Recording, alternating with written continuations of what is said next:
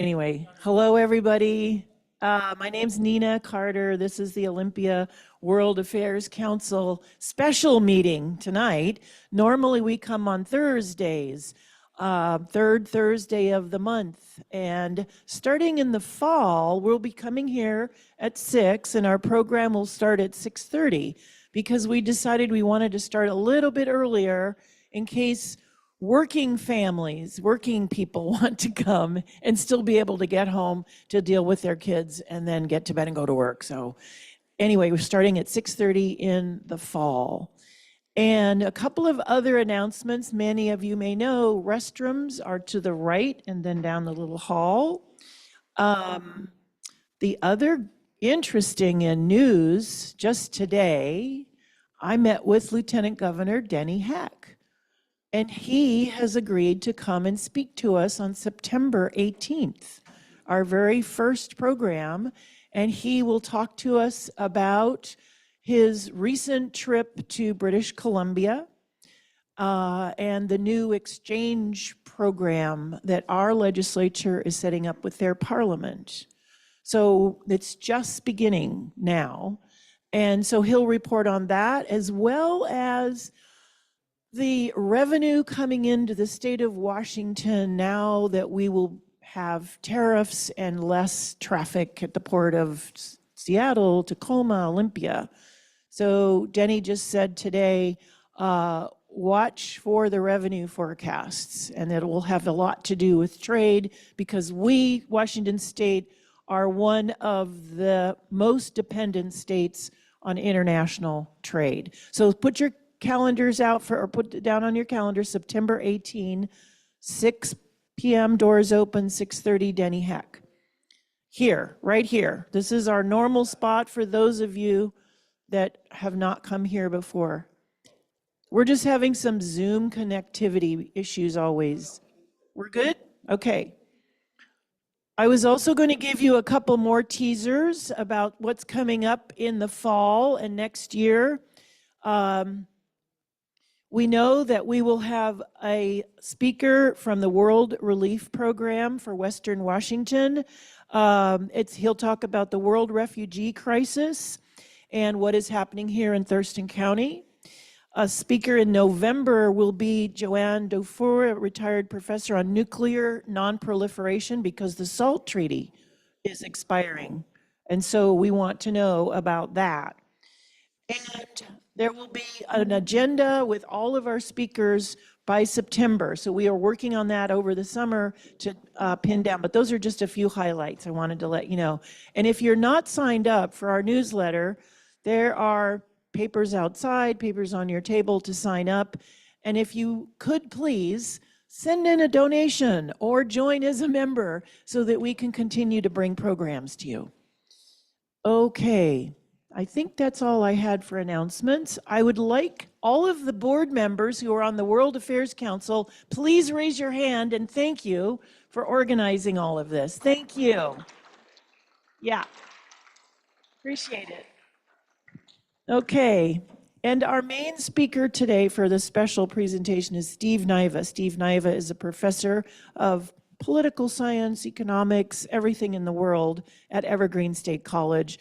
Been there for 20 years or so, which is excellent. And you can give a little introduction about yourself too. But Steve, come on up and we'll give you a big round of applause. Thank you.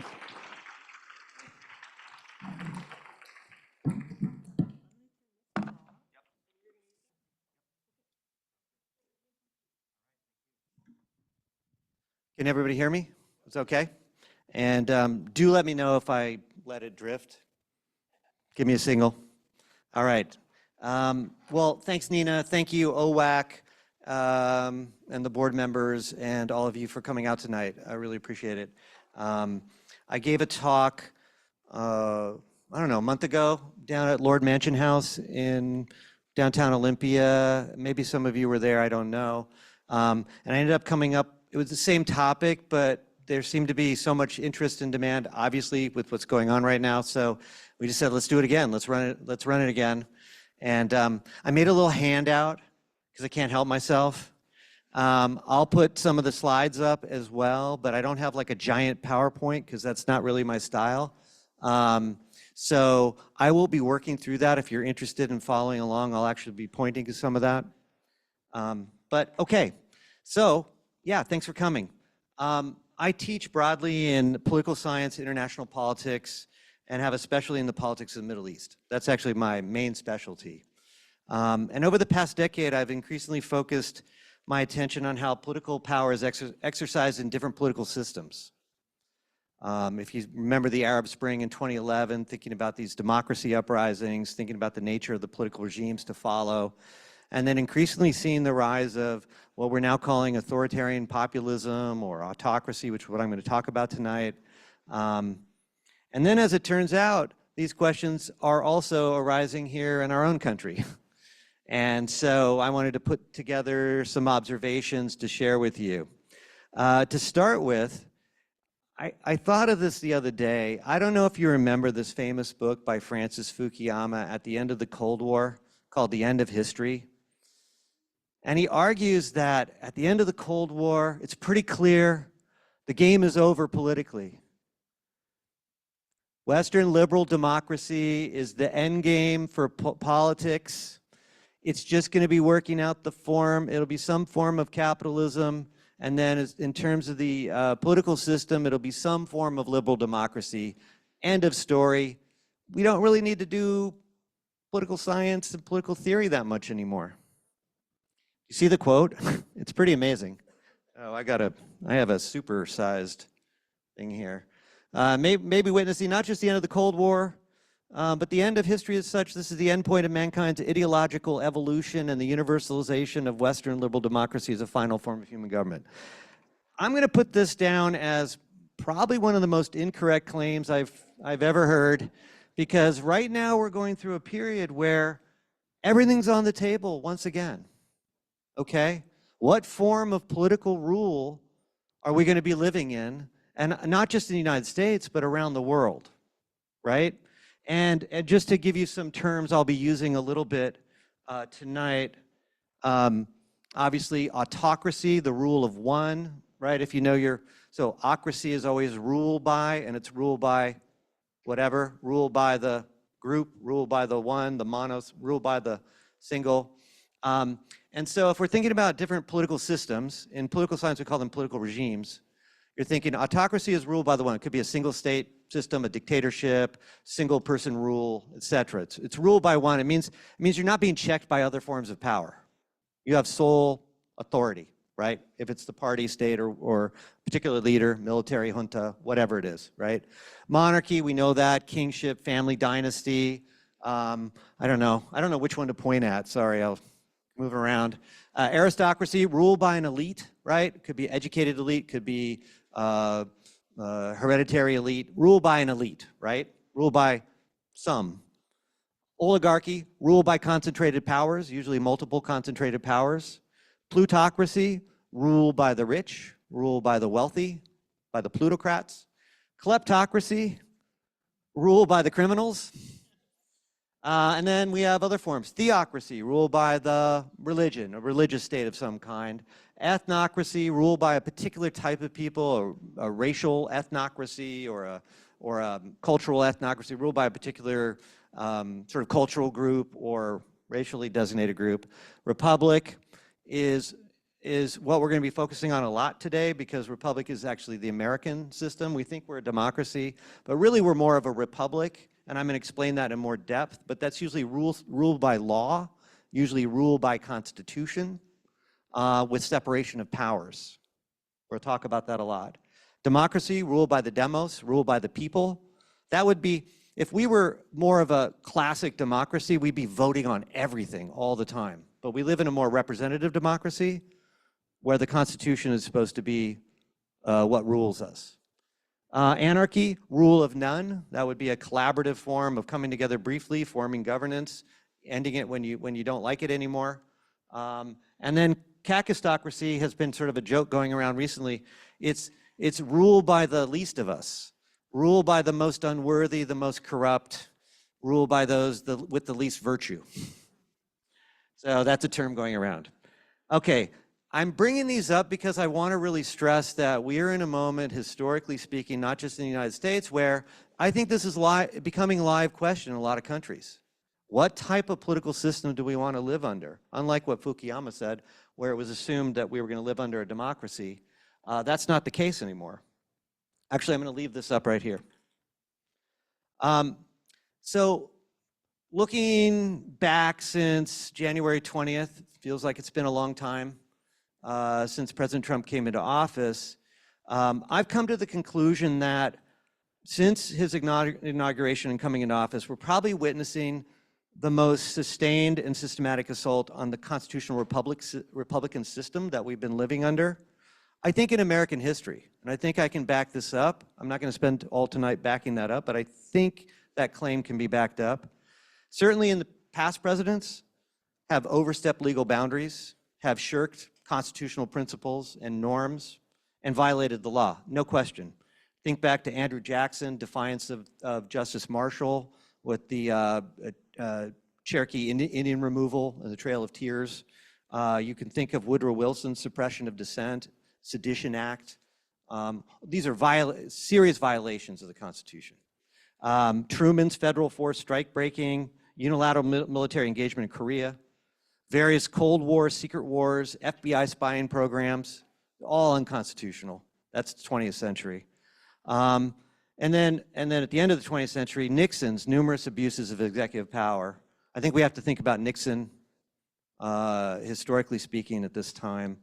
And then most recently, Bush and Cheney's post 9/11 state of exception, the abuses of executive power, expansion of wartime authority, unauthorized wars, Patriot Act, warrantless mass surveillance, torture and rendition program behind the backs of congressional approval. These were serious breaches and violations of constitutional principles and norms in the rule of law in our country. But I don't think any of those figures have done so with such open intent and sort of brazen right there in the surface, on the surface, than what we're seeing right now. Bypassing separation of powers, I'll explain why that's so important when we're thinking about it. The executive orders, the obstruction of congressionally authorized spending, federal court orders have been ignored, suspending of rule of law, emergency power claims, right, which have led to the tariffs and militarizing the border, erosion of due process. It's been a big issue in the news. Fifth Amendment rights to challenge your detention, habeas corpus, foundational in the Western political tradition, and these political purges we've been seeing and the weaponization of state institutions. Judicial media repression, civil service politicization, and so on and so forth. At the same time, what's so weird about this current moment is that it's also filled with so much absurdity. I mean, who would ever imagine that a $300 million campaign donor would be given the keys to sensitive government data, to fire workers at will, to end highly successful overseas programs, and then to clumsily reverse and make his, oops, we need those air traffic controllers back. Sorry, can you report back tomorrow? I mean, this absurdity is overwhelming. Executive orders reinstating place names like Mount McKinley, Gulf of America. What purpose does this serve? Stripping wartime Afghan allies of refugee claims and allowing historically dominant white Afrikaners to claim the status of being racial victims of a white genocide in South Africa. This is an ongoing joke in South Africa now. Just look up South Africa. I mean, it's become a joke everywhere. They're even doing pop songs to make fun of this. Threats to annex Canada and Greenland. I mean, I don't need to probably tell you about these things, but there's an absurdity also. It's hard to balance the two. And just to top it off, not only threatening to tariff your own country's company, I don't know if that's ever happened in history where a government has actually tariffed its own company, Apple, which is what Trump is talking about. But then let's get to the really serious matters of threatening investigations against Beyonce, Oprah, and it gets personal now, Bruce Springsteen. I mean, come on, the boss. Are you serious? So that's not governance. That's behavior of tin pot dictator type stuff, okay? So we have this really serious thing and we have this absurdity, and I think it's really hard to keep these things sort of balanced, and I know there's so many things going on every day now, it's easy to get caught up in that. And I'm gonna try and encourage us all to try and resist the temptation a little bit, to keep the eye on the big picture, and I wanna try and lay that out with you. I'm sure many of you are aware, but I'm gonna try and make it really systematic. Because what we're facing right now is a very systematic project. It's deeply thought through, actually, despite the absurdities. And Trump, and I think, and his current enablers are not merely violating norms, they're executing a deliberate strategy to dismantle the Republican constitutional order that we live under. And it's critical to understand how this is being done. And I think they want to replace it with something I'm going to try and explain with more depth here, which is what people in political science are calling electoral authoritarianism or executive autocracy. Oops, let's go the other way. There we go. These are a couple books that came out not that long ago, pretty useful. I found this one to be very useful, The New Authoritarians, Convergence on the Right, which kind of explains the political formation that we're seeing. Electoral authoritarianism is a concept. You could say popular or populist dictatorships.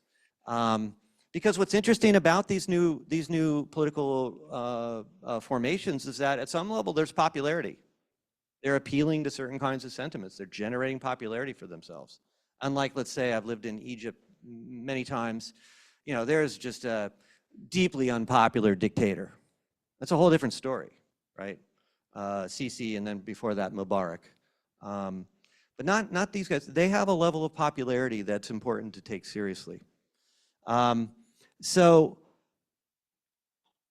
I think it's also important then to put it in the present moment, which is this is not just happening here. We shouldn't be narcissistic. This is a formation that's emerging around the world at this time. I think some of the leaders you will remember, some of these guys.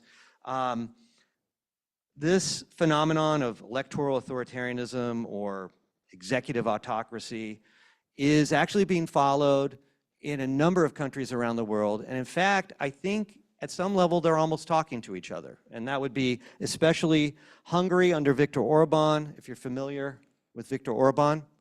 Probably the leading role model, as I'll explain, for what's going on in this country. Turkey's Erdogan. I've spent a lot of time in Turkey. I have a lot of friends who have fled Turkey because of Erdogan's repression.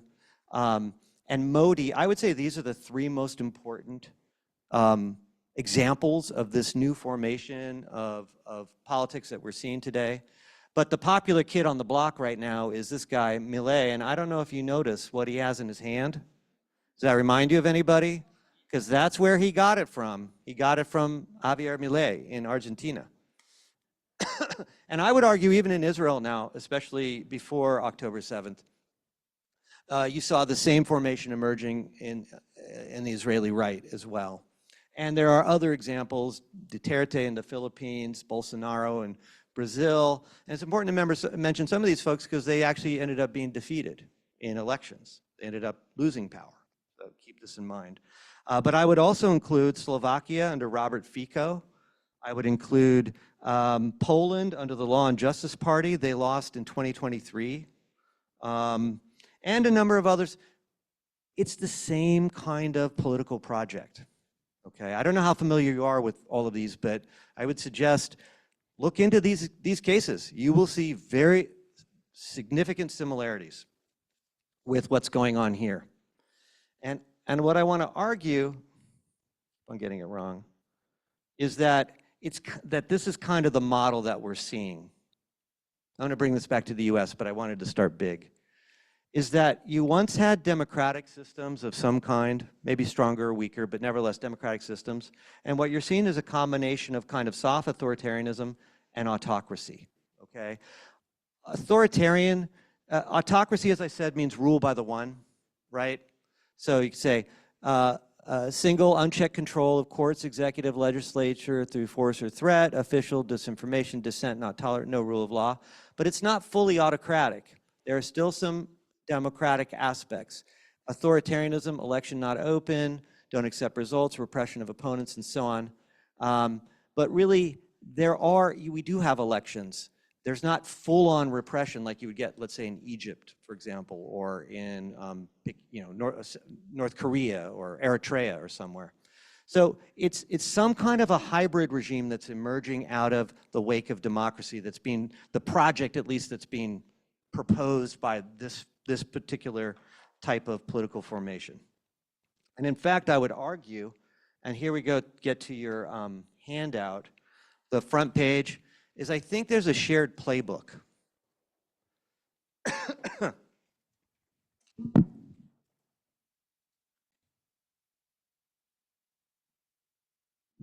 It almost feels like, I don't know. I'm not a conspiracy. I'm sorry.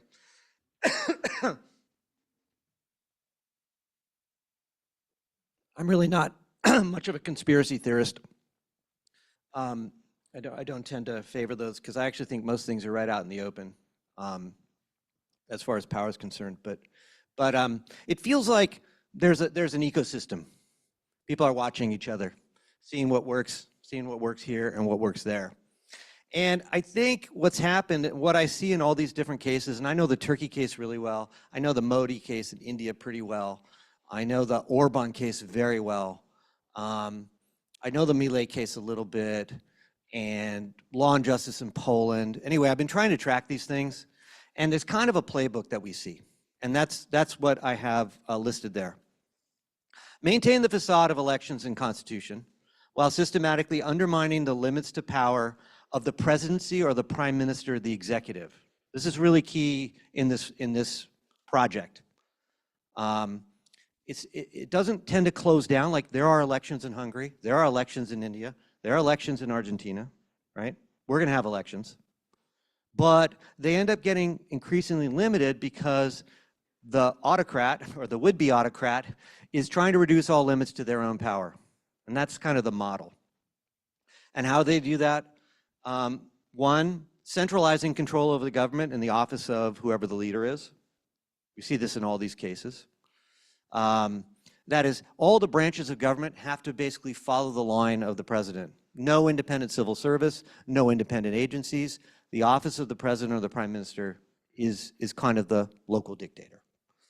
The second is neutralize or bypass the other branches. All these other systems were some kind of constitutional democracy at some level. And so that means there exist these other branches. But in this particular project, you see attempts to bypass the other branches and neutralize them so that legislature and judiciary become rubber stamps. Third, declare emergency powers. Turkey, I don't know which emergency power they're living under now. Orban, emergency invasion of immigrants, very similar to us. Modi has talked about invasion of Muslims coming in from Bangladesh, fight with Pakistan. There's always some sort of emergency powers. This is a way of bypassing rule of law. 4, pressure by media to control the ecosystem. In all of these countries, I think India is probably one of the worst. Turkey is probably maybe the worst, where journalists basically do not challenge the leader and the leader's party. Hungary, the model there was buy out the opposition, put your cronies in charge of all the different media operations, take away their licensing. Hopefully you're going to start hearing some things that are going to sound familiar to what we're experiencing and seeing. Control the media. 5, demonize, disempower opposition parties and independent sectors. Go after critics, lawsuits. If you're in India or you're in Hungary, you're in Turkey, you're in Argentina now, and you're a major critic, maybe writing in papers, you need to be really careful now because in all these cases, the leaders basically weaponize their Department of Justice and has prosecutors who will come after dissent, who will come after whoever's dissenting, and it's lawsuit after lawsuit, criminal trial after criminal trial. Turkey, it's a crazy system in Turkey where the prosecutorial sort of agencies are simply the attack dogs of Erdogan, the prime minister. I mean, it's quite something. Go after NGOs, defund NGOs. Viktor Orban was very good. He said all the NGOs are Soros NGOs.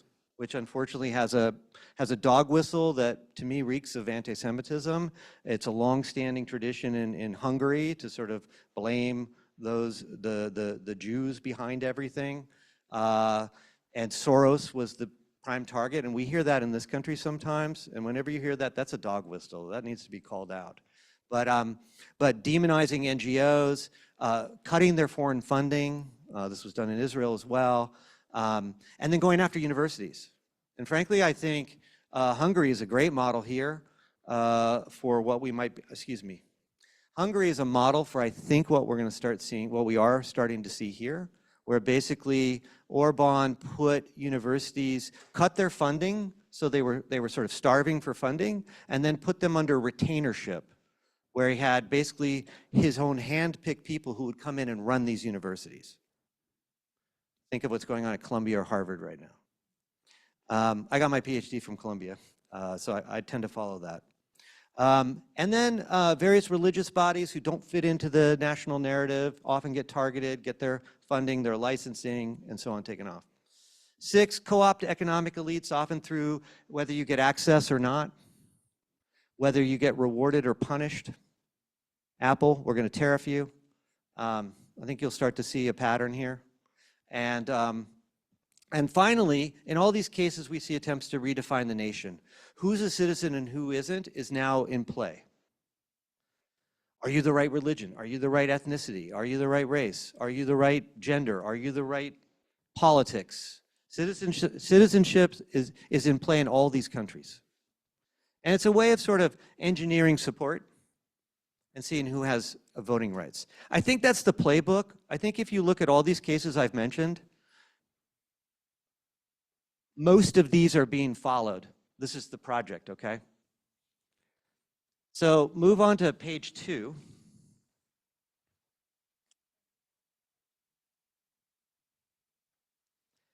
What are we seeing in this country? So now I'm getting to us, okay?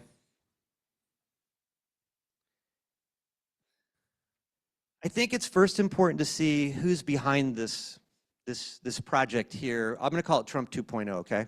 Because Trump 1.0 really didn't have a game plan. Because Trump itself, if you guys remember, Trump didn't even expect to win. He was completely surprised by it, actually. He had nothing planned, nothing prepared. You know, I've said this before to people, if you go look up the history, actually, he was largely selected by Steve Bannon, Jeff Sessions, and Stephen Miller. I don't know, do you remember these guys? They picked Trump. They were looking for someone to be a vehicle of a kind of American nationalist project. Trump didn't go to them, they went to Trump. And then he did it, and he enjoyed going after Hillary. I know he did. And then suddenly he won. And so if you remember Trump 1.0, you remember how haphazard it was. Remember, like, we're going to ban all Muslims, right? And then the courts quickly pulled that back, and then they kind of cobbled together some kind of new version of the plan. The economic policies were very limited. I mean, the only thing that Trump got done really in 1.0 was the massive tax cut. And that's because he had Wall Street, he had the Republican caucus, he had constituents. You see what I'm getting at? But Trump 2.0 is a whole different story. This is being out of power for 4 years, much like Orban was out of power for 8 years. Modi was in the weeds for a while. Milei was watching what was happening. Erdogan had gone one direction and then shifted after a while. And they've come back with a plan and a new coalition. And I think it's really important to keep this in mind because we'll come back to this. I would argue there's 3 aspects of the current Trump coalition that is pushing for transforming our political system. There's MAGA 1.0, I'm going to call them, and that would be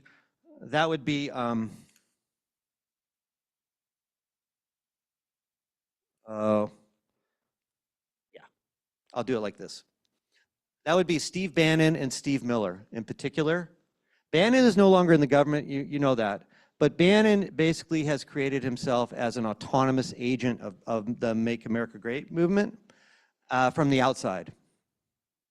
And Stephen Miller is, I would argue, is our one of our 3 shadow presidents right now. Nothing happens in the Trump White House without at least Stephen Miller finding out about it at some level. And what's the MAGA 1.0 project? I would call it autocratic ethno-nationalism. Because if you remember Trump 1.0, remember it was about civilizational war. Islam is against us, the migrants are coming. We need to restore American population growth. We need the right kind of people in this country. The president needs the power to sort of redefine what America is. It's a very ethno-nationalist project. And came out of what we call the alt-right. If you remember, it was very much anti-women, very much anti-black, very much a kind of white nationalist project. You remember the fringes of it were the Proud Boys and the Charlottesville rallies, and I'm sorry to remind you of all that stuff. But I mean, that was the core of that moment, right? So that's one factor in this. But there are two new players right now that are very interesting that you have to keep in mind. And that's what I call the NatCons, or what people call the NatCons, or the National Conservatives. And that is this guy right here, Russ Vought. Russell Vought is our other shadow president. Hardly anything happens that doesn't have Russ Vought's signature, that doesn't have his fingerprint on it. I mean, many of the things you've probably heard in the news, if you just bring it up right now, I could probably tell you if Russ Vought or Stephen Miller was behind that one. We know where Trump is. Golfing, he's flying, shuttling. You know, he does his thing, right? I mean, it's not a bad life. But the guys who are really working hard are these two, okay? And the National Conservatives, the NatCons, as they get called in wonky political science circles, that's Project 2025, okay? That's what that is. And what that is, it's a Christian nationalist document. If you look at it closely, you read it, I highly recommend reading the intro to Project 2025. You will see it's a conservative, sorry, I want to be really clear. I'm not in any way, do I have problems with any religious traditions and so on, because we know they're all complex and they all have attributes that can lead to different kinds of outcomes. But this is a far-right version of Christian nationalism, is what Project 2025 is, if you look closely. And in fact, Russ Vought subscribes to, and you should look this up sometime, he calls it radical constitutionalism. And what this means is he believes that the founding constitution, I think the part he agrees with is that we should have a constitution. But after that, he has serious problems with the way the Constitution is formulated, especially when we get to the First Amendment, which is the separation of church and state. You start there, and he wants to reshape the Constitution, so he calls it radical constitutionalism. There's a big debate in conservative, sort of more far-right Christian circles about which way to go. I can talk a little bit more about that later. But Caroline Leavitt, for example, who is Trump's press secretary, she's a key figure in this movement as well, and a number of others. And they're basically calling for a sort of religious autocracy or religious aristocracy. They want to bring their 2015 was like a call to arms for them. If you remember, Supreme Court ruled in 2015 that same-sex marriage was a constitutional right. You remember that? It was 2015. If you look up Russ Vought, you look up Project 2025, you look up the National Conservatives, that to them was a sign that America was now irredeemable and it's time to take power. You look back at it, it's a key moment for them if you read about Russ Vought and his whole, and they think that we need to restore Christianity at the center of American life. Okay, let's get to the third one, which is really interesting, which are these guys. You know who this is? Peter Thiel. Obviously you know Elon. J.D. Vance is the key figure who brings them in. Because it could have gone a different way. Remember, Trump could have picked someone else for vice president, but he brings J.D. Vance, and J.D. Vance not only has strong commitments to the NatCons. Oh, and sorry, I forgot one thing with the NatCons. The NatCons set up shop in Viktor Orban's Hungary and went through the list of what did you do, here's how we're going to do it. right? Viktor Orban is the NatCon hero. But the third wing are these guys, which are, I call them techno-feudalists. I know that may sound unfair, but they strongly believe, Peter Thiel, Alex Karp, a lot of them are South Africans actually, Elon Musk, Curtis Yarvin. There's a whole group here. You look them up sometime. I don't know, techno-feudalists, techno-oligarchs, whatever you want to call them. And it's not all Silicon Valley, obviously, but this wing, they have soured on democracy. They believe, in their words, it's an operating system that's no longer functional. And it's time to replace it, and to replace a democracy with something like a CEO monarchy. Like a corporate monarchy is their vision. They call them network states. They would like to turn San Francisco into a network state, to have kind of a corporate monarch sort of run things. They argue, run it like a startup. And Curtis Yarvin is pretty interesting. He's like a house political philosopher for these guys. And I think he spent a lot of time in his basement reading Lord of the Rings or something, because everything is named after something from The Hobbit. But anyway, he came up with an idea called the butterfly plan. You should look it up, butterfly revolution. And basically he said, step number one, if Trump wins, he needs to appoint a billionaire CEO monarch to take down the government. Check. I mean, he wrote that 3 years ago. So I think these are the three wings, are MAGA 1.0, national conservatives, techno-feudalists. And their vision is not about the United States remaining a constitutional republic. I think that's what I really want to argue with you. Their vision is a lot like the vision of Orban, Modi, Erdogan, Milei. The tech bros really like Milei. And a few others on that list. And what they want to do is change the nature of the country. And here I put 6 steps. Let's go back. Basically, they want what's called unitary executive. So again, think about this. Centralizing leadership under a single type figure or a single central location, right? Usually in the executive office, a lot like a CEO, right? A lot like a king, a lot like a autocrat. Unitary executive is actually a theory in conservative judicial circles. The idea of unitary executive theory is that every aspect of our federal government should be under the control of one person.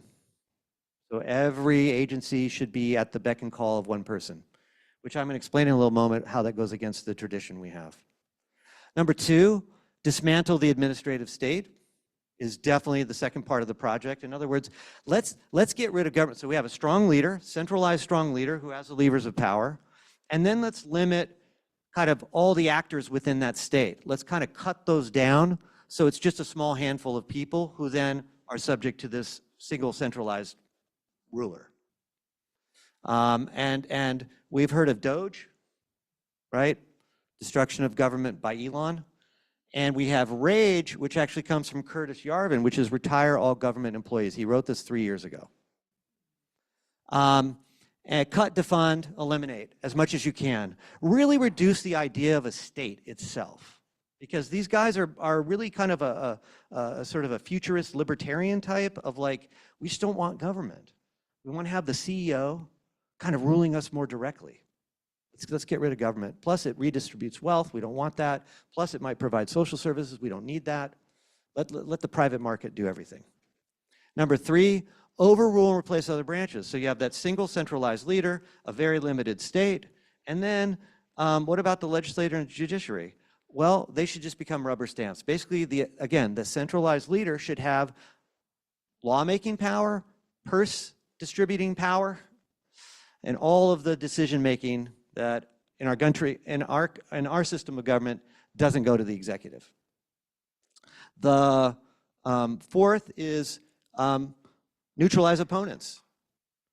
Again, like a CEO, like a monarch, like a various form of an autocrat, this is not about other people disagreeing with the policy. Leader knows best. And if people are disagreeing with the policy, the power of that centralized state should be used against them to limit their voice, to limit their action, limit their organizing together. You seeing the logic of this? So where might that be? Well, in the media.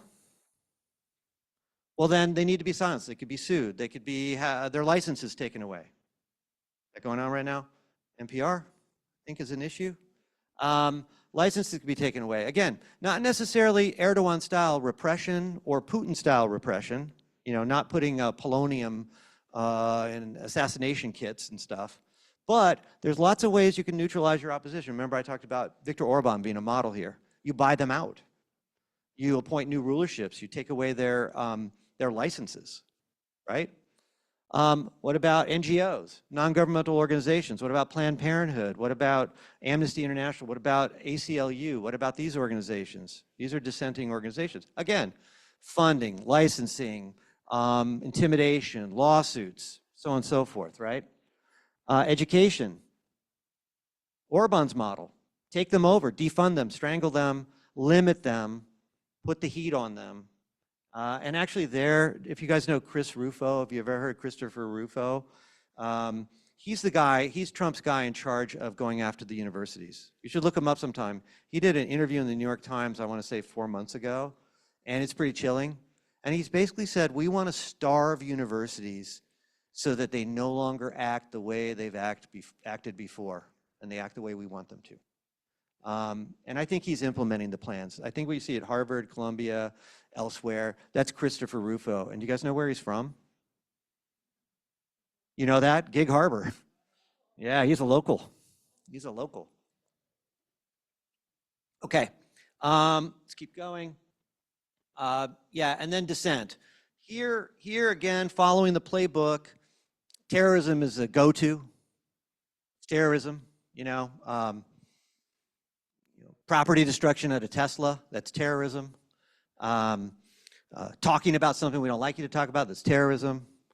Material support for terrorism. So in all of these cases, you see terrorism just as a ubiquitous way of silencing dissent. And increasingly limiting public protest, often using military. You see it in all the cases we're talking about. And then 5, co-opt economic elites, tax cuts and deregulation. I feel like a lot of that is getting buy-in, creating access opportunities. I don't know, there was a recent crypto dinner.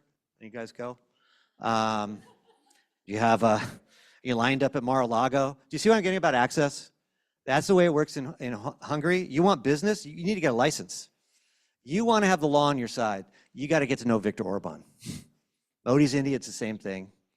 Erdogan, you should be a family member for Erdogan, which kind of reminds you of our country a little bit, and so on. And then lastly, redefine citizenship.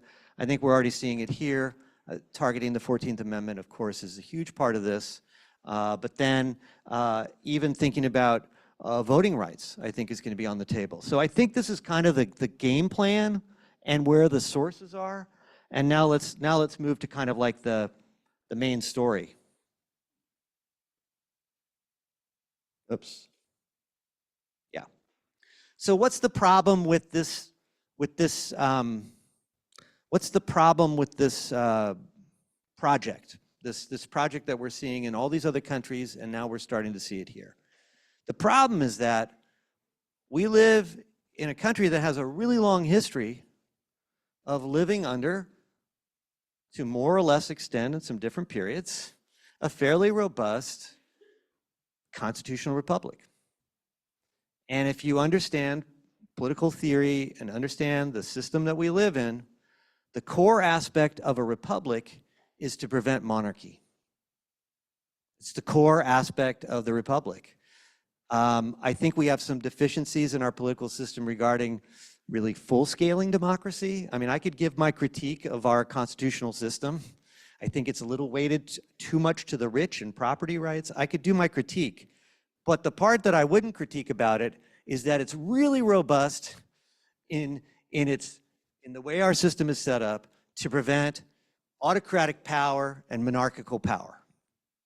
So this is a problem if you want to create a kind of autocracy.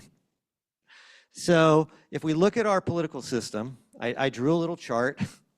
It's basically from a board I was using in class. But you look at our system, and you can already see the problem for a would-be autocrat, right?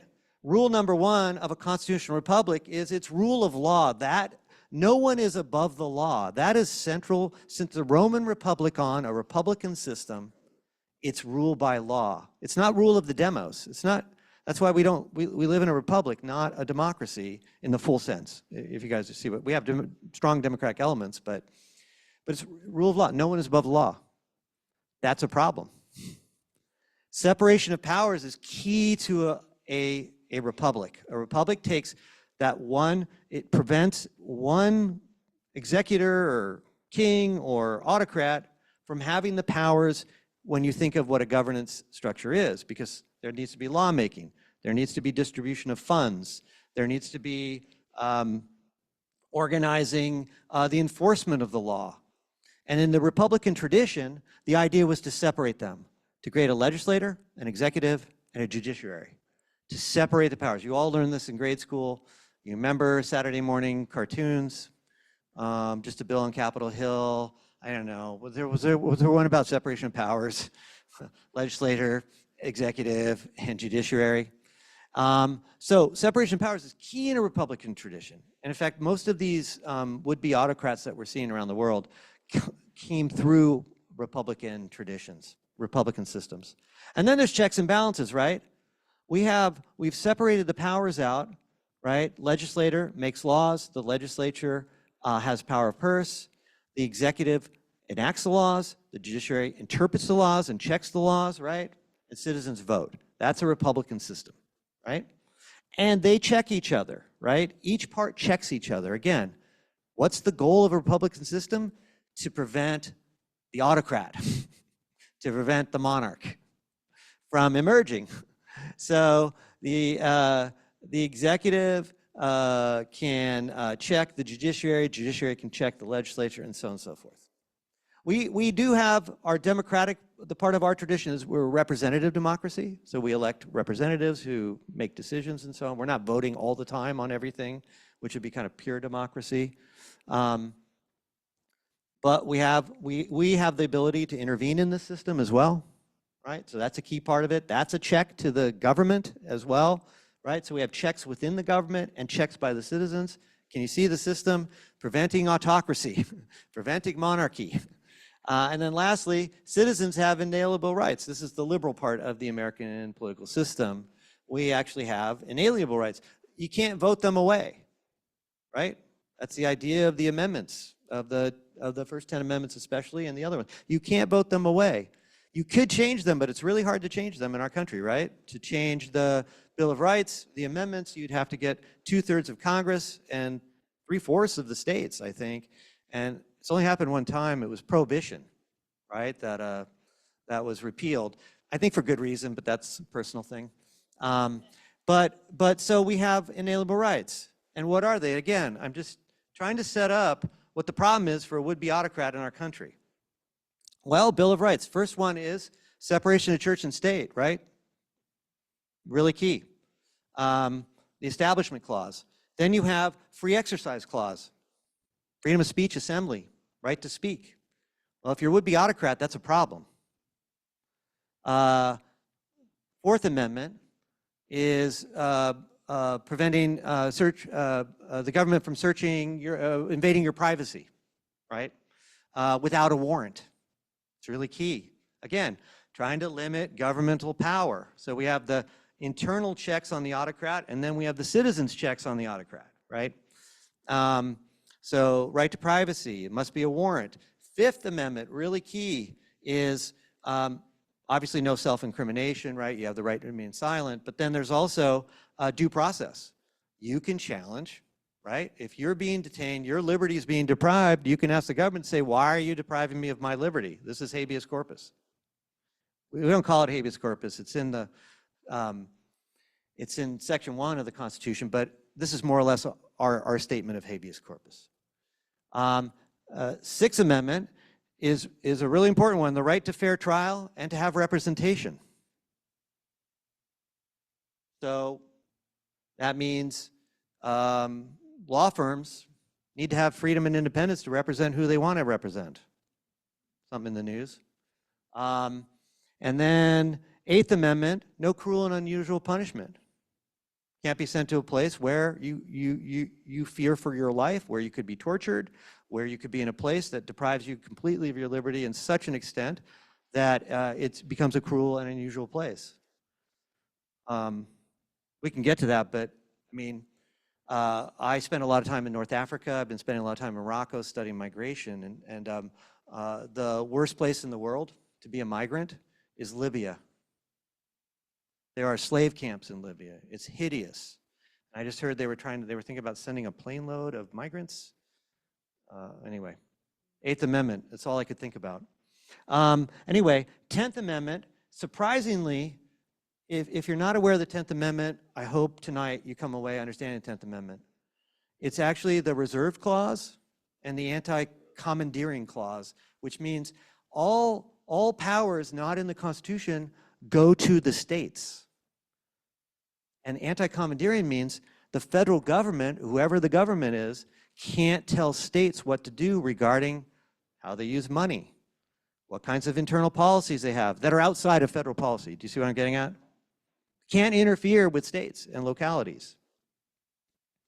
So for example, if a government is punishing or coercing states to adopt its policies regarding immigration, regarding diversity programs, regarding you name it, that is a possible constitutional violation. And then let's go through. So those are the inalienable rights we think of. But of course, this country was refounded after the Civil War in really important ways. Obviously, the end of slavery.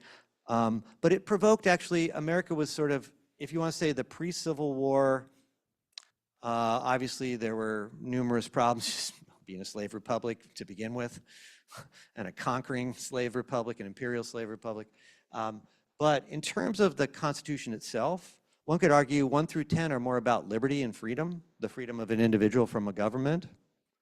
And 13, 14, 15 are about equality under the law. And that's 13, 14, and 15, especially the 14th Amendment, is the bedrock for any kind of equal rights claim that anybody makes, whether it's a woman, whether it's LGBTQ community, whether it is migrants, whether you name it. The bedrock of equality in our country is the 14th Amendment. So 13, abolish slavery. 14th is both birthright citizenship and equality under the law. It's absolutely foundational. And then 15th, of course, was you can't deprive voting to persons because of their race, right? You can't limit. I'm going to mention the 16th because this is in the news. It's 1913. This was when we shifted from being a tariff system to an federal income system. Kind of in the news. And then 19th, of course, is women's right to vote. And 22nd is the term limits on president. Okay. So hopefully you've seen the story I want to set up. If you want to be an autocrat in this country, or a monarch, or a CEO monarch, or whatever kind of monarch you want to be, or whatever kind of autocrat you want to be, these are problems for you. These are problems for you. That one also, 22nd Amendment, is a problem. And then let me just add the final part of the story, and then we'll see what they've done. In the 1930s is when we really created a kind of a modern state in this country, created all these agencies we know of, the welfare state, independent agencies to monitor what the government's doing, Trade Commission, FCC, National Labor Rights Review Board, all these kinds of agencies, right? That's part of the New Deal era. And that expands the state, right? And it also brings a lot of oversight because a lot of these are congressionally mandated. So it means that the president can't kind of run everything. The president has to defer to certain authorities. So that would be a problem. And of course, we know the Civil Rights Acts are basically a restatement of these here, the Reconstruction Amendments. But again, furthering due process, equality under the law, and so on. And then in the 1970s, because of Nixon's overreaches, end of Vietnam War, et cetera. You saw, I think I've said this before in talks, but the more I've studied the 70s, the more I think it's probably one of the most anti-autocratic periods in American history. You know, you could think after the Gilded Age, the progressive movement would be the anti-sort of plutocracy movement period in our American history. But in the 70s, man, they released the FBI files, the CIA files, created FOIA that you could get government information, war powers resolution, restricting the president's ability to kind of secretly take us to war, like what happened in Vietnam. You had, oh yeah, I wrote this here. Impoundment Act is really key. If you haven't heard about an Impoundment Act, I bet a lot of you have. That is right now what's at stake. Impoundment Act was because Nixon was sending congressionally authorized money, giving it to the people he liked, and taking it away from the people he didn't like. That's called impoundment, is when you basically are choosing what to do with congressionally authorized funds. And they passed the Impoundment Act that the executive doesn't have that right. If Congress authorizes it, Congress can decide where it goes. Hopefully you can see why that's so important right now. That's what's going on. And then lastly, the Emergencies Act. There were too many times where American presidents were declaring emergency about this, and basically evading rule of law. So the idea of the Emergency Act was if a president's going to declare a state of emergency, he's got to do it with Congress. Okay. So if you're looking at the American system, up to recently, with some flaws, designed to prevent autocracy and monarchy. With some weaknesses, I would argue presidents have gotten way too much power since the Cold War. It's been a steady decline. Okay, so let's bring it to kind of the key point for tonight's talk is what's going on now then? And hopefully I've kind of set it up for you. Basically what's going on right now is an assertion by Trump 2.0 of a new type of political system. And I want to be really clear here. They haven't succeeded yet. This is just in process, okay? Because we're going to finish by talking about whether we think they're going to succeed or not and where the obstacles might be to their success. But this appears to me to be the project. I mean, as close as I can read it, thinking about those other cases, thinking about the playbook they're following, thinking about the strategy they're undertaking. I think this is what we've been seeing since January 20th. The key is, again, I'm going to use this one this time. I hope it's okay. I want to be fair to you guys. But I think the key is, I redrew the map. The first thing that we saw was creating a unitary executive. Was basically taking every branch of the federal government, now remember, federal government to be under the president, and basically putting it subordinate to Trump. And remember who's really Vogt, Russ Vogt, Stephen Miller, and actually for a little while, Elon Musk, right? Taking every branch of government and putting it under the power of the executive. In other words, centralizing power. This is what we've been seeing for the last 3 months. But most importantly is the second part, which is bypassing or neutralizing or taking over the powers of the other branches of government. Remember how key that is to a republic? Separation of powers. What Trump 2.0, I'm going to call it, because again, I don't know how much Trump, honestly, I'm just trying to be fair here. I don't know how much he fully understands this, but I know Russ Vogt does. I know Stephen Miller does. I know the people around them do. But since January 20th, we've been having the executive make law after law after law after law after law. And what are they called? They're called executive orders. Now, that's not a constitutional principle. That's a kind of habit that American presidents started doing at a certain time, and it was supposed to be the exception, not the rule.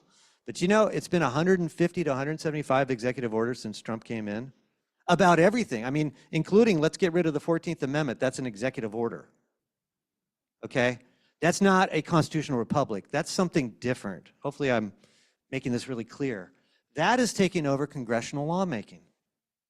Because only Congress in our system can make the laws. The president can go, hey, please make the law. I'm advocating for it. It's the right thing to do.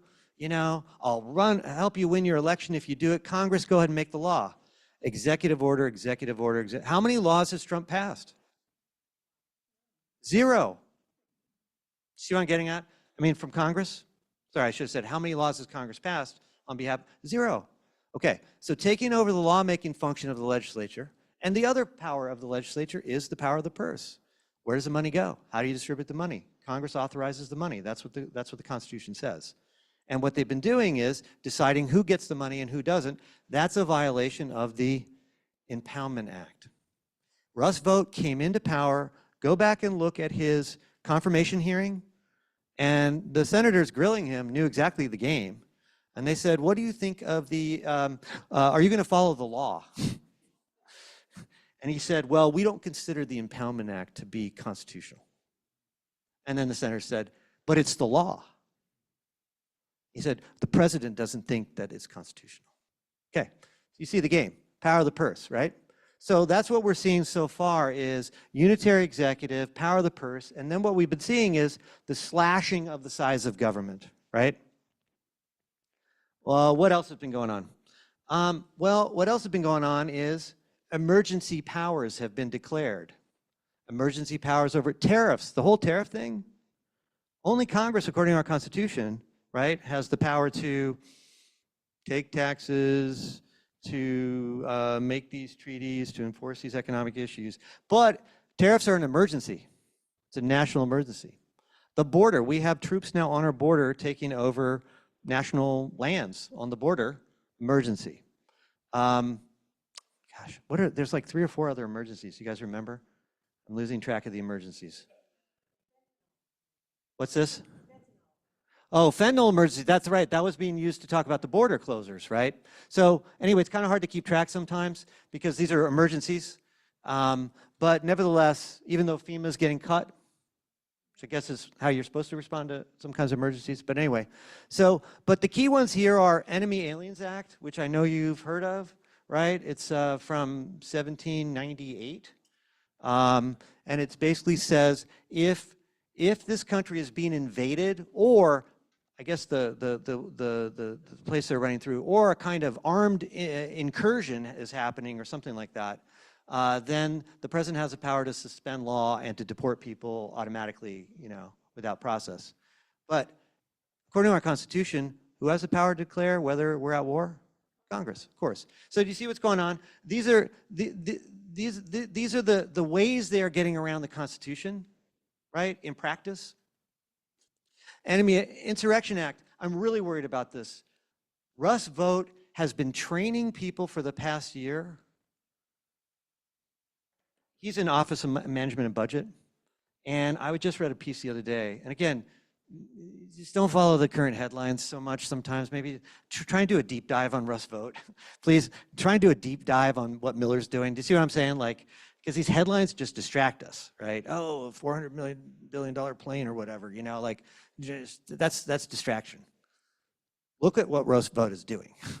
So apparently they've been doing exercises on how to do the Insurrection Act. And you guys understand the Insurrection Act is where the president can declare an insurrection and therefore use the US military to do policing in this country, right? And we have posse comitatus, which is a rule from after the Civil War, which prevents, it's like what every good democratic republic has, right? Is you don't allow the politicization of the military, you don't allow them to do domestic policing work.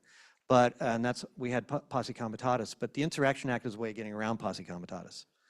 And that would be calling in the 82nd Airborne to police your protest, right? Do you remember Tom Cotton was saying that during Black Lives Matter? He was like, 82nd Airborne, Senator Tom Cotton.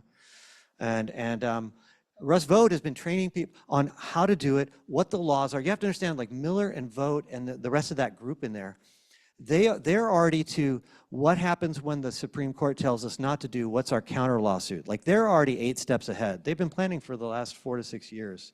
You got to hand it to them. Seriously, they've been planning. And then Emergencies Act, they're very clear. They're saying that is not constitutional. The president doesn't think it's constitutional. We can declare emergencies when we feel like it. Okay. All right. So what do we have? We have the legislature basically getting neutralized because making laws and power of the purse have been enacted by this new government.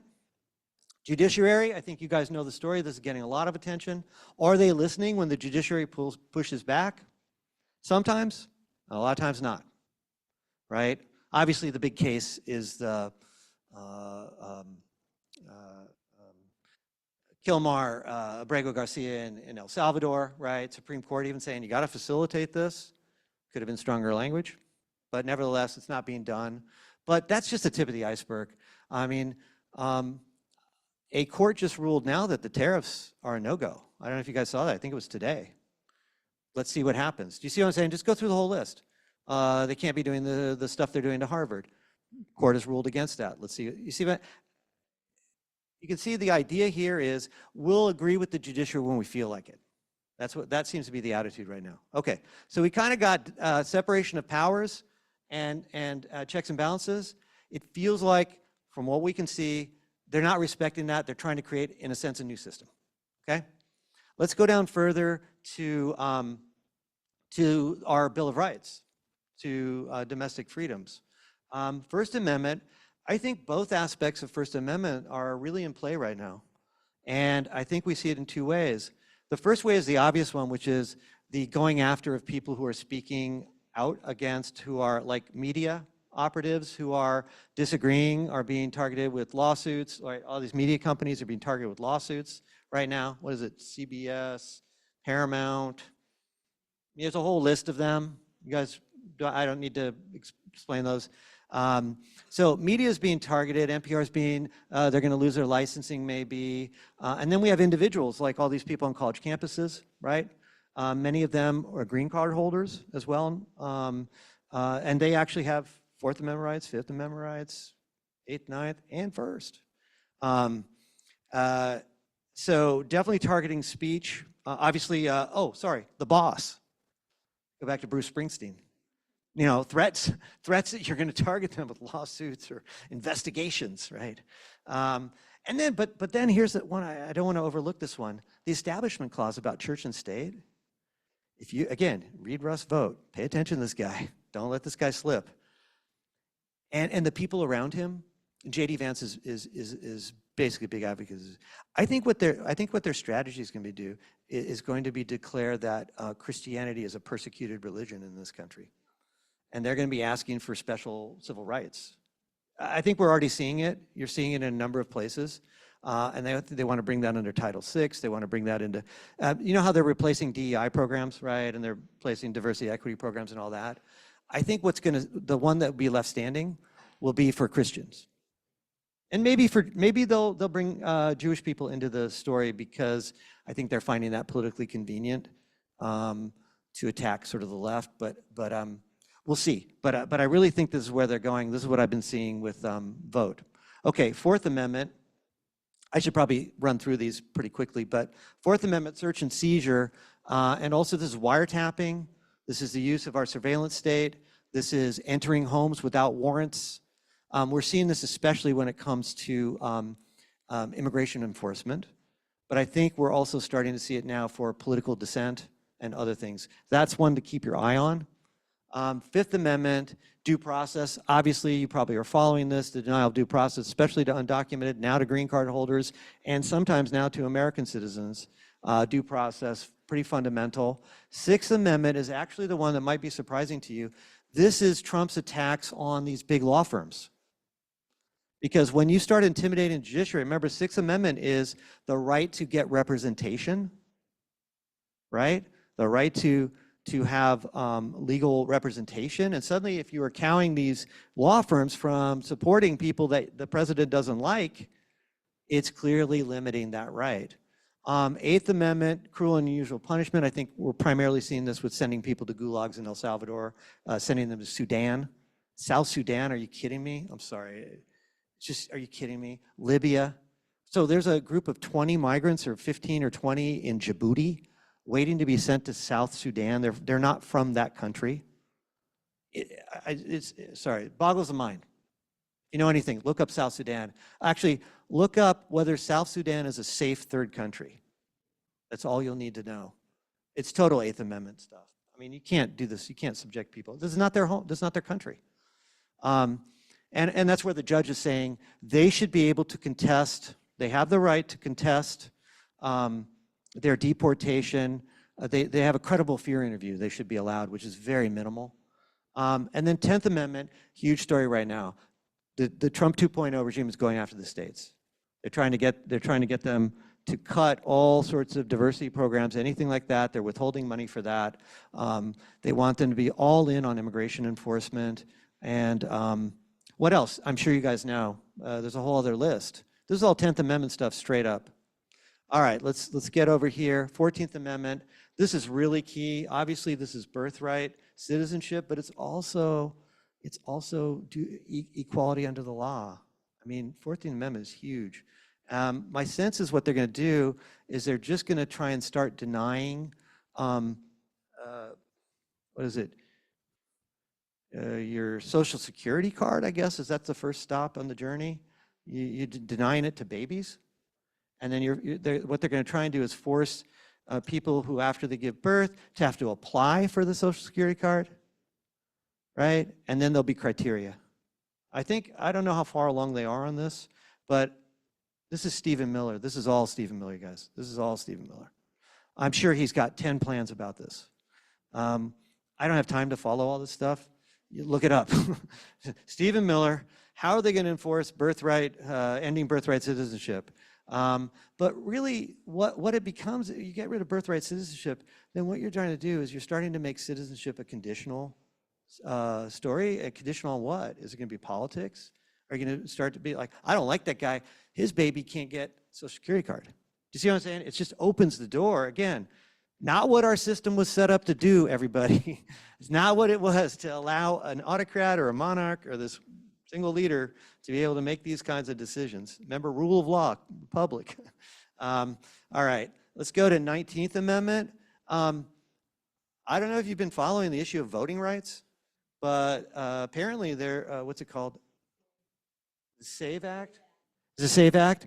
Because it's requiring your birth name to match up with your voter roll name, millions of women would be taken off this list. That's straight up going after 19th Amendment. And actually, if you talk to these guys, if you talk to these guys here, especially these guys, they have already said, we don't think women should have the right to vote. I mean, they're already out. Peter Thiel talks about this all the time, right? Curtis Yarvin does. I don't know, Vance, I don't think he said anything about that. And who knows about this guy?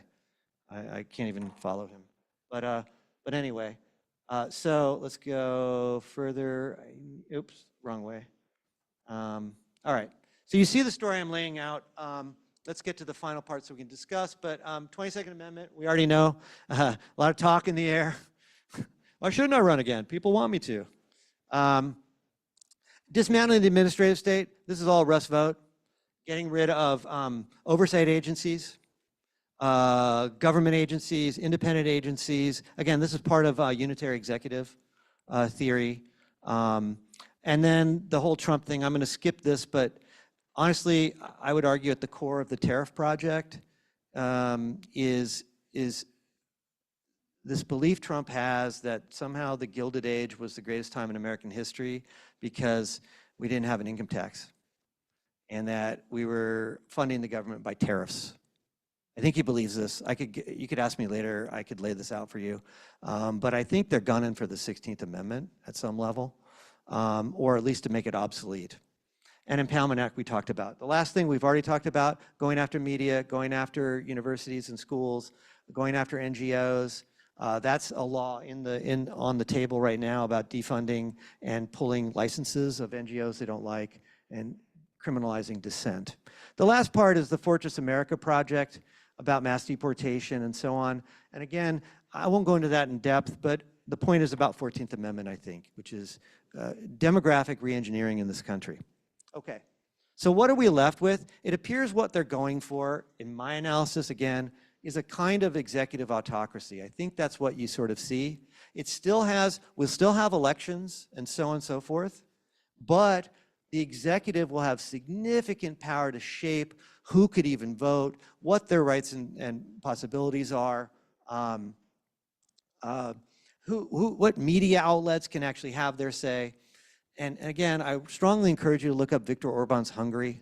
because they have elections there, but it's really hard to get airtime. It's really hard to put anything on television. It's really hard to have radio stations. It's really hard to have social media. And many of the parties are being delicensed regularly, who oppose him.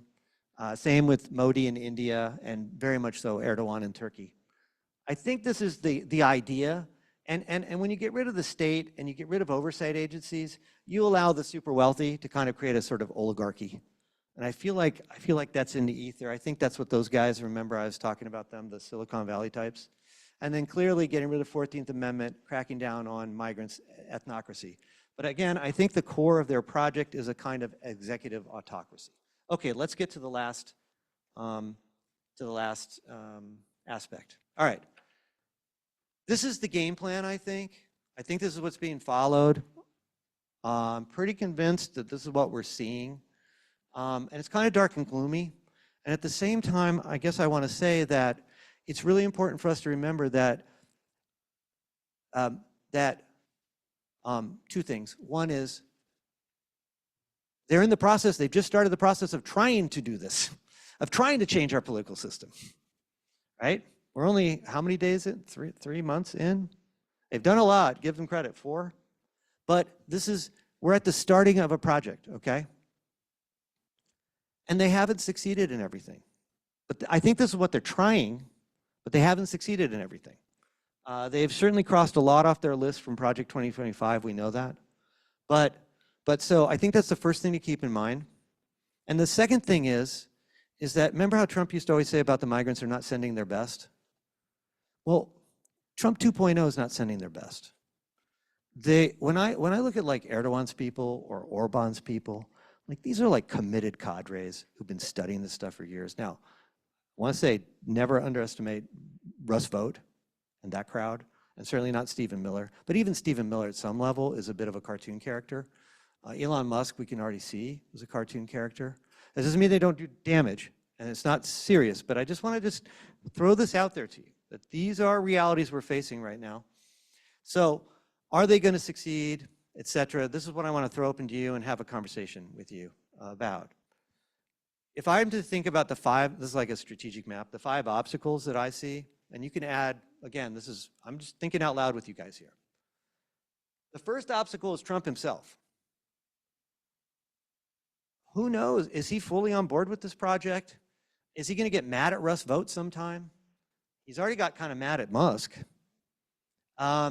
Is he going to get distracted by crypto meme coin? Do you see what I'm getting at? Like, Trump is a very unpredictable figure. And I'm not being mean. That's just who he is, right? We know that. It's very unpredictable. He's not a person of deep principle as far as I can tell, right? Other than his own self-interest, right? And he's very focused on that. So sometimes I wonder, is he in on the long game here? Because if you look at Viktor Orban, he's in on the long game.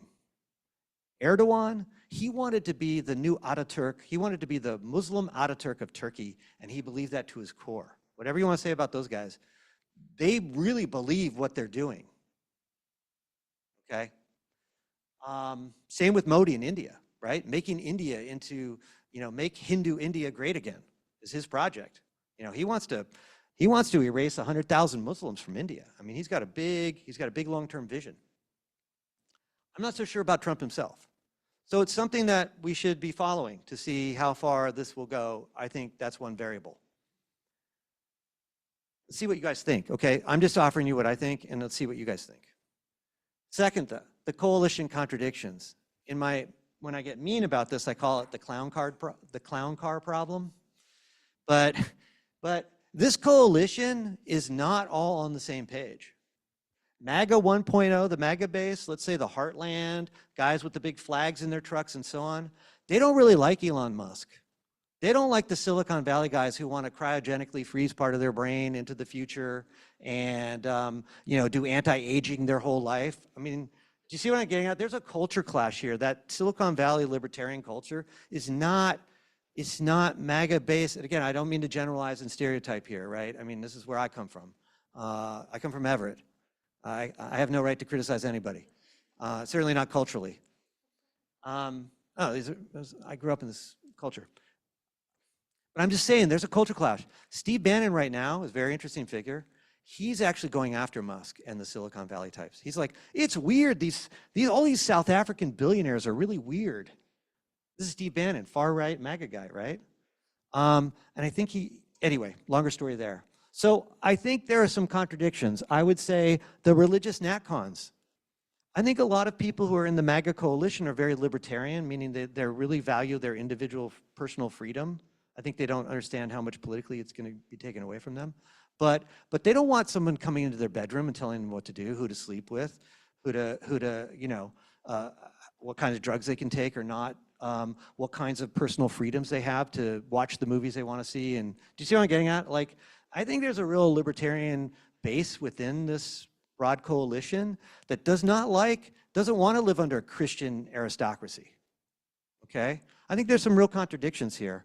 The corporate business elites, like those in Wall Street who seem to be supporting this project, they hate these tariffs. Everybody hates these tariffs. Can you think of anybody other than Trump that likes these tariffs? Maybe, sorry, Peter Navarro. Robert Lichthauser, I don't know. Was that his name? What's his name? Was it? Lighthizer? I'm just blanking on his name right now. Not Besant. Ludnick. Yeah, because Besant, we know he doesn't like him. Watch him talk about these tariffs every time. He's squeezing. He doesn't like them. Nobody else likes them. To me, this is the fantasy side of the project, but Wall Street hates them. And this is like conservative to liberal. You see what I'm getting at? Like, this is just not good business. So, and then the traditional Republicans, those who actually used to always talk about the Constitution. Do you know what I'm saying? Like, and I know a lot of, I mean, I don't know that many Republican Congress people, senators, et cetera right now personally, but like, I can only imagine, and I've seen some discussion of this, a lot of them are just like, please, dear God, let something happen to Trump and Vance. We just want them past us. We want to go back to our old traditional Republican ways. We don't really want to sign up to the MAGA project. So I think there are some real contradictions here. We're going to see when that starts to move. Lastly, the institutional guardrails. The judiciary seems to be pushing back right now a little bit more than it had in the past, but it's limited. The government agencies, they seem pretty cowed. It's really hard for them to fight back. The military, they're getting decimated. I mean, their top leadership just got erased. Hegseth is in there. Maybe you know enough about Hegseth. I mean, it's not serious. What they're doing to the military academies, you just got to figure I know lots of people in the military. They're not all on the same page here, okay? When are they going to stand up to this? Especially like Insurrection Act, being border patrol, are you kidding me? So it'll be interesting to see. And then lastly, states. Are states going to start really standing up and holding their ground, uniting together? There's a little bit of this going on. Maybe you know more about that than I do. Something to look at. Okay, fourth, political opposition. Democratic Party, standing up and fighting. Not really, partly. Okay, what's their strategy going to be? Are they going to do more? We can talk about this. I have some thoughts, and I'm sure you do too. Non-MAGA Republicans, are there any voices out there? This would be, again, I think this could be something that we might start seeing. Independents, unions. Unions have actually been fairly active, but some of them, I know, who is it? It's not Teamsters. Who actually went with the tariffs on automobiles? UAW, right? Yeah, I listened to the UAW strategist talking about this, and you know what he said? It was kind of interesting. He said, I'm not sure if I buy it though, but he said, the last 30 years, we've been trying to get the Democrats to push back against NAFTA, globalization, outsourcing and everything. And since Clinton, we've been getting zero.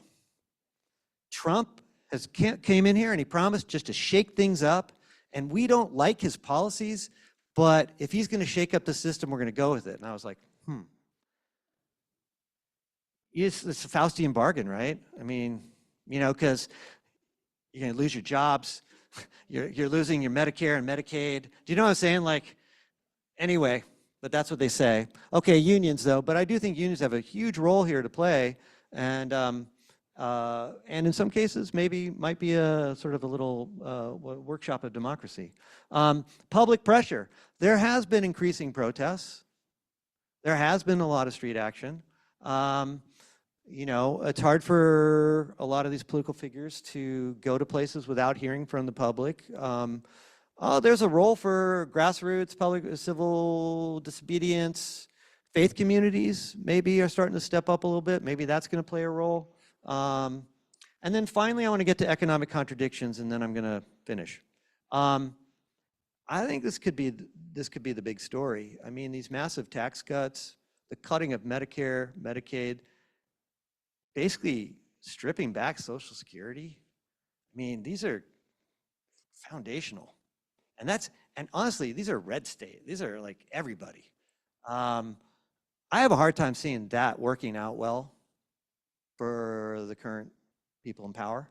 The tariffs seem to me the biggest obvious one. Again, I really, to me, that's fantasy land.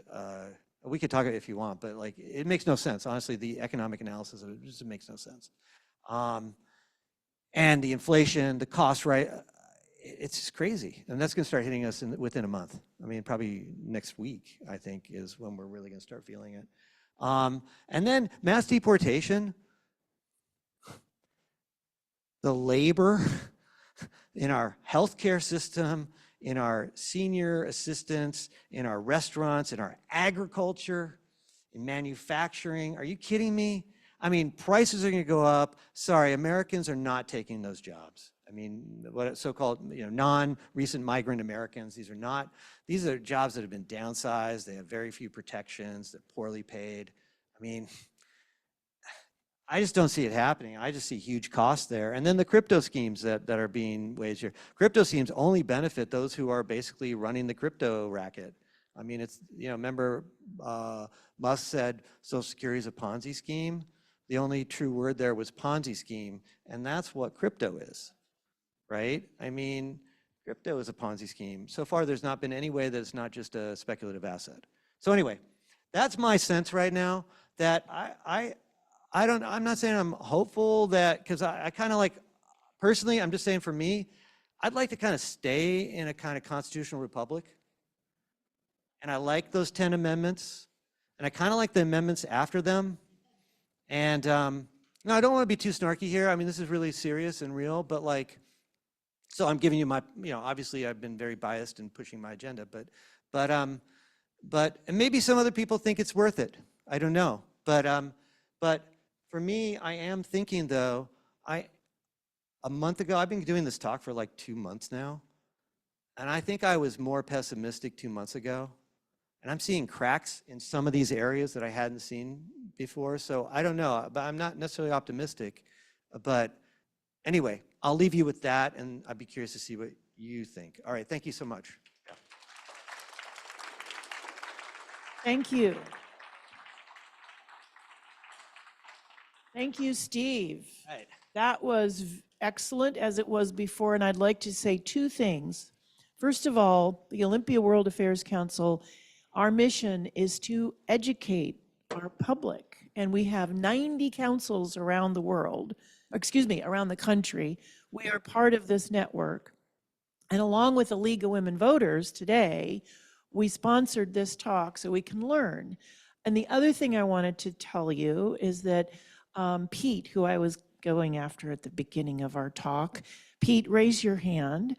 He has the Great Decisions program, which is part of the World Affairs Council, where you learn about topics such as this on a monthly Zoom call. So if you'd like to continue learning, talk to Pete. But for tonight's talk, thank you, Steve. I do have a question about whether or not I should go watch puppy and kitten videos now after your talk, because it's hard to take sometimes. But you do start— In the messenger. I know, but you do start talking about the cracks in here.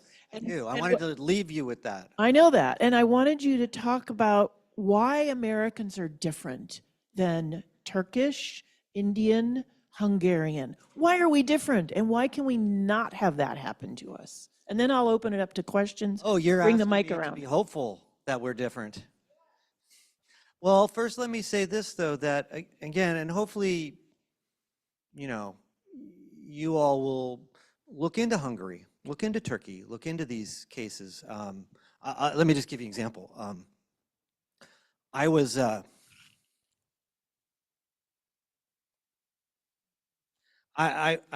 2 years I was the editor-in-chief of Middle East Report magazine, and this is one of my proudest moments. Was after Erdogan really clamped down on Turkish society.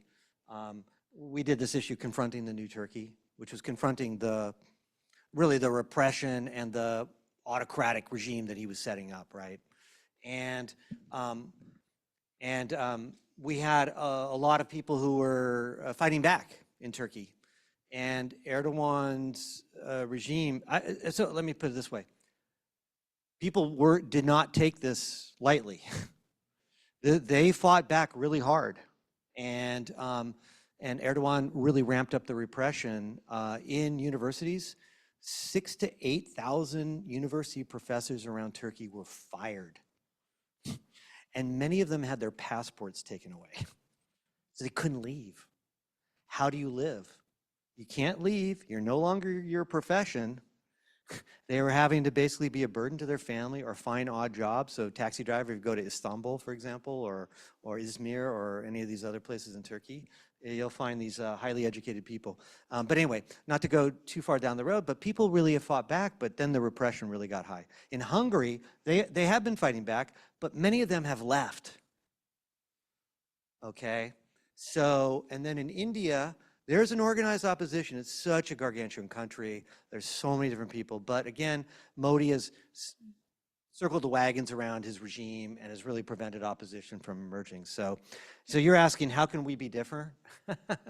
Well, one of the key things that you learn from the Hungarian case is he made it so hard for any opposition to gain ground that what the opposition did was they created super broad-based coalitions. And I'm talking from the far right to the far left. You had like Communist Party with neo-Nazis. And they could agree on one thing. We got to get Orban out of here. And the lesson I have here is I feel like we're in a moment now where I think what's really necessary is to kind of abstract out to this really foundational question of what kind of system do we want to live in? And if you're going to be more aligned with me on you'd rather live in the constitutional republic you have, okay, I'd like to reform it in pretty serious ways, but I prefer that over an autocracy, then maybe we're in the same tent. Do you see what I'm getting at? I think this is important, and I feel like sometimes I think this is a real problem on the left, I would say, is doing big tent, reaching out, talking to people outside. Like I told you guys, I come from Everett, so I'm usually with a lot of my friends, and a lot of my friends are MAGA folks and so on, but we're trying to have conversations, and we can find points of common ground every now and then. So anyway, I mean, that's where I can see some hope, and I think if you look at these economic contradictions, I feel like that's a really huge issue for, you know, the heartland is going to get hit. I think a lot of the MAGA base is really going to get hit. Tariffs are really going to hit them hard. And I think it'd be a really important opportunity for people. Again, I'm not necessarily a party guy either. It's like, are you for changing our system in this direction or not? I feel like it's kind of at that level now. And so why not make coalitions? Eastern Washington, come on. The farmers there, the wine industry, are you kidding me? The wine industry is going to get hammered. Well, they're already getting hammered. And the farming industry, and where's the soybean go? Where do the apples go? All that, right? So this is my argument is like, hopefully where we won't get trapped is we learn that lesson early that it's got to be a big tent. I think that's my strategic kind of take on this. And it's also got to be about very material issues. Like, why aren't we at the supermarket? I think I saw a list recently of the 8 products that are like the prices are going up. You guys probably would know some of these too, but what? Excuse me? What?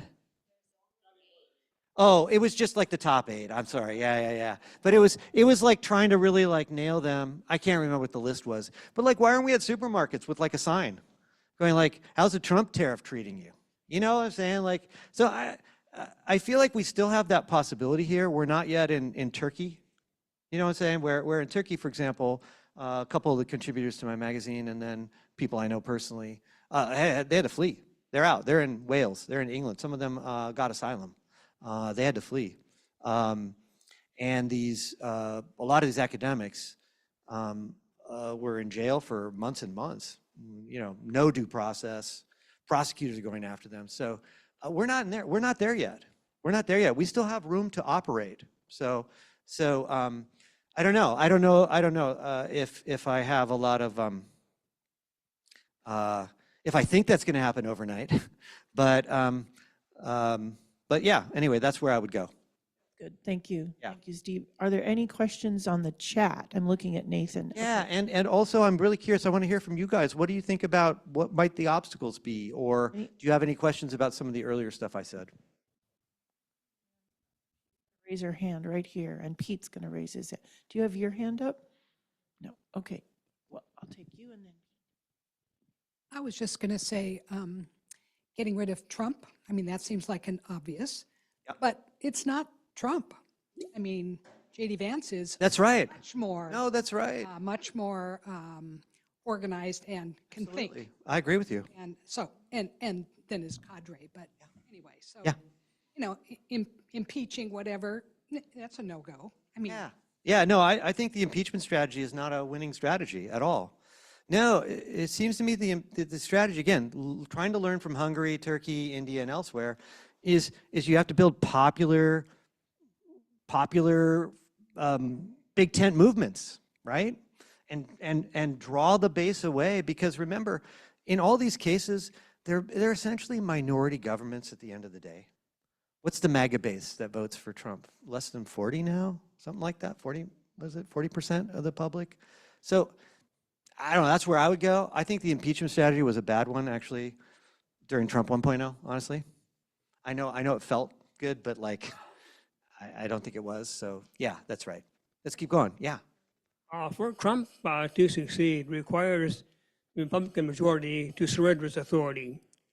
What has led them to be so servile? Are they really that afraid of their jobs? Yeah. Whatever happened to give me liberty, give me death? What explains this, right?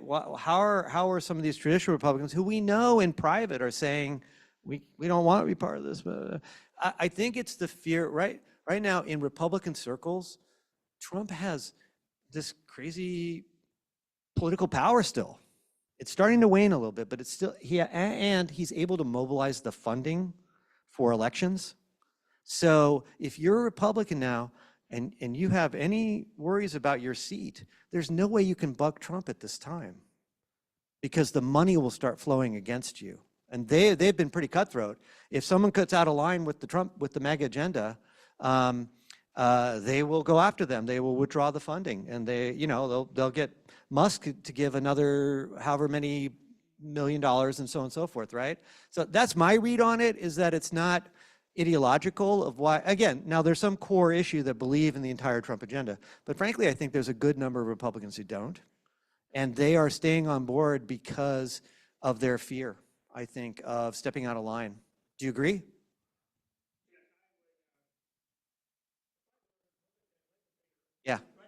Yeah.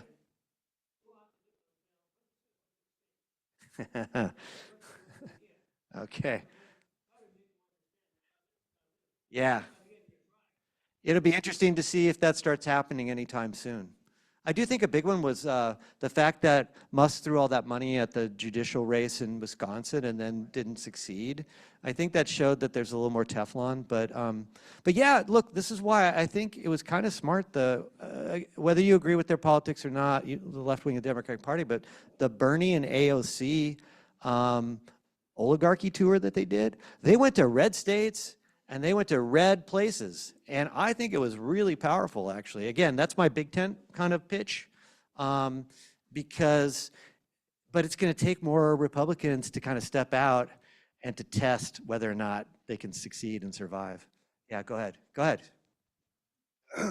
Yeah, this kind of a more narrow question. Yeah, yeah, yeah. You know, the Secretary of State today announced that they're going to scrutinize Yeah. social media for international students coming in for their visas. Right. They're going to really screen Chinese Yep. really hard. So what is going to be the impact, of not getting the international students here? Because one, Yeah. it's financial, but also Yeah. on the knowledge, the research side. Yeah. 'Cause now they're going to Europe or somewhere else. Right. Right. Yeah, I saw some number the other day. It was something like net benefit of foreign students and the contributions they make to the American economy through their scientific work or economic work or whatever, something like 44 billion or something. It was a crazy high number. And in fact, here's a little interesting thing to say to you about, remember, about like some of these contradictions. I just read this the other day, was that, okay, I don't know how much to play. Do you guys watch Succession? But apparently the Wall Street Journal is now starting, this is Rupert Murdoch stuff, the Wall Street Journal under one of his sons, and the other son has Fox. So the other son is all in on MAGA, on Trump 2.0. But Wall Street Journal, the tariffs especially, and a few other things, including the attack on foreign students, because they understand the economic benefits. So many corporations are relying on this highly skilled, highly educated foreign workforce, right?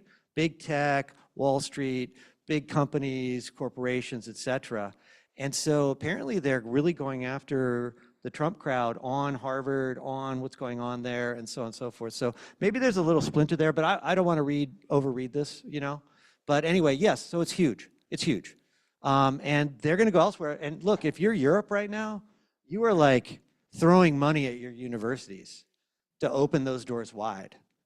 You would have to. So yeah, no, it doesn't, honestly, it just doesn't, this is part of that, this is Trump 1.0 agenda, right? Of like white nationalism, I think, of like ethno-nationalism, of just keeping foreigners out. We just don't like foreigners. And it's so counterproductive, but anyway. Yeah, right. Unless they're South African Afrikaners. Okay, go ahead. Yeah. Yeah, sure.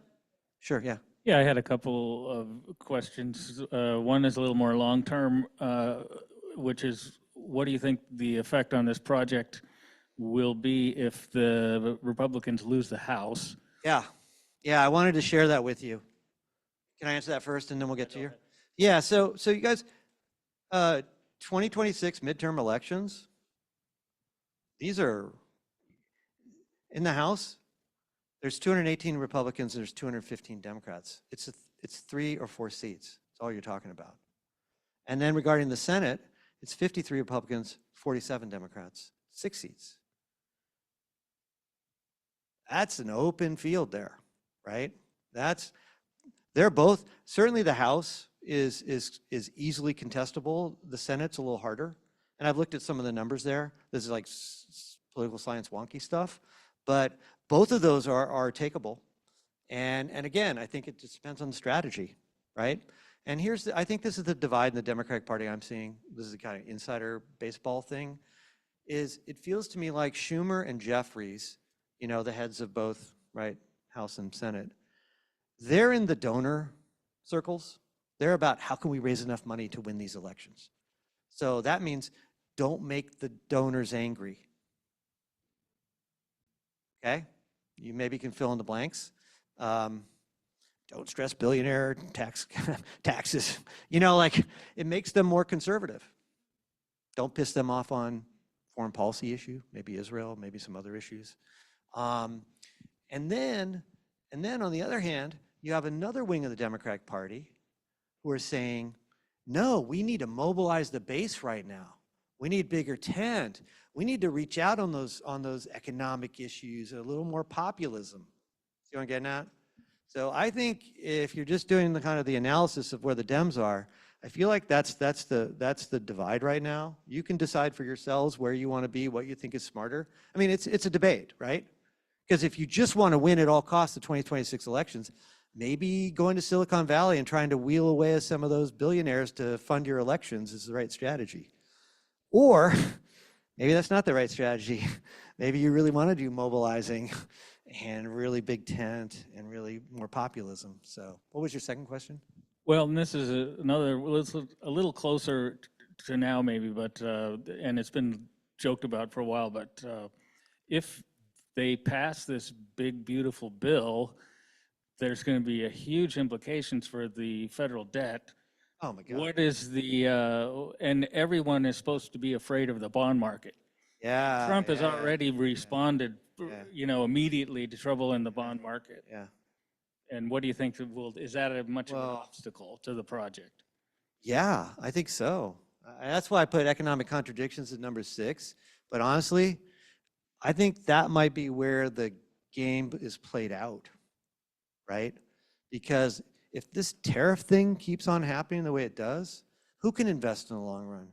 Who can stay afloat? I mean, the middle class, small businesses are just going to get hammered here. Farming, agriculture, you know, you name it, right? And the inflation is going to come roaring back. It already has. No, you're right about that. And then the bond market is related basically to overall health of the economy. Moody's just downgraded the U.S. as a viable investment opportunity, right? I mean, so yeah, I mean, again, remember, so number 1 is Trump himself. Is he going to just find a way to get out of the whole tariff thing? Because eventually, because it's such a pipe dream, in my analysis, I just don't see any economic logic, even if I were, you know, no matter what my politics are, I don't see it. Is he maybe going to get out of that? If he does, he could sure help himself out. But he doesn't seem to do that a lot. I mean, honestly, like, if Trump would have, Bannon was pushing Trump in 1.0 to pass a Bernie-style infrastructure bill, like a Bernie Sanders. Basically, Bannon was going, we got to go populist with MAGA. And he was like, we got to take like Bernie, except make America great again. Like, we got to like our MAGA base, working class Americans, do this whole infrastructure thing. Because some on the right in Europe are actually very much, they're not so tilted towards the economic elites, okay? But all Trump did was pass a tax cut. Honestly, I think if Trump would have done a Bernie infrastructure bill rather than the tax cuts, I think Trump could he could have solidified MAGA for decades. See what I'm getting at? So I don't know. I mean, you're right about all these issues. I agree with you. I think the economy is ultimately where they could fall the hardest. But again, we'll have to see how this plays out. So let's do a few more questions. Yeah, yeah. I wonder if you are presenting this information to people on the right. Yeah. And if so, what are their reactions? Yeah, I mean, I haven't had a lot of opportunity yet. I've been doing a bunch of like coffee shops in Tacoma. I live in Tacoma now. And, you know, I keep on hoping for a more diverse audience, but whatever. It's just the way it goes. If you can think of an opportunity for me. But yeah, I really think the economic arguments could need to be made just straight, right? I think that's what I'd be emphasizing. You know, look, I don't know. I think there are a lot of Americans across the entire spectrum who actually do have some pride in the constitutional system we live in, living in a republic. I think that is there, but they seem to be convinced that right now, that in a sense, Trump is trying to operate to save that republic for him.